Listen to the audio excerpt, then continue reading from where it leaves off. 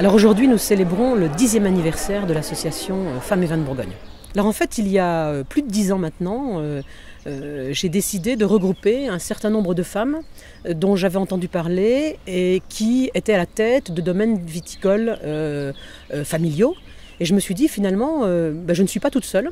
Et j'aimerais bien pouvoir échanger avec des femmes qui ont déjà eu cette expérience ou qui sont comme moi dans le cadre d'une reprise.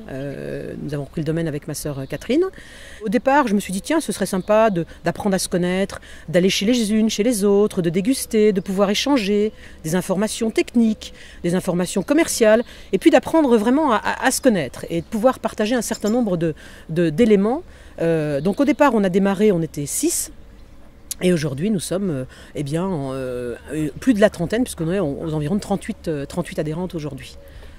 Et ce qu'on a su créer dans cette association, c'est justement dépasser dépasser les clivages de concurrence, les clivages de compétition, les clivages politiques. C'est vraiment une association dans laquelle il n'y a pas de différence, qu'on soit un petit domaine créé récemment ou qu'on soit un gros domaine ou une grosse maison de négoce, puisque nous avons également l'ensemble des acteurs de la filière sont représentés aussi à travers notre association. Donc je dirais qu'il y a une ambiance à la fois de tolérance, de convivialité, de partage, et puis de la volonté également de promouvoir notre région, notre métier et nos vins.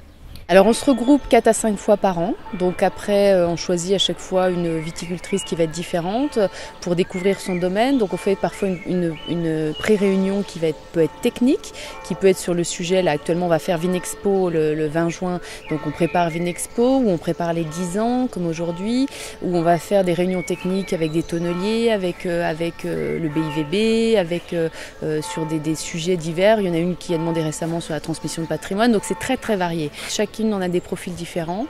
Ce que je dis, c'est une mosaïque de la Bourgogne, vraiment. Et donc, c'est intéressant de toutes se retrouver de temps en temps, parce que je suis persuadée que l'éducation du vin, notre patrimoine passe par la femme. Et donc, au quotidien, je le fais déjà avec mes enfants par rapport au goût, par rapport à sentir, parce qu'il y a une prise de conscience qui doit être là par rapport à la consommation d'alcool, puisqu'on voit ce qui se passe après chez les 20-25 ans qui s'intéressent de moins en moins au vin. Donc il faut les éduquer très tôt pour qu'ils puissent avoir cette notion, cette connaissance sur le vin.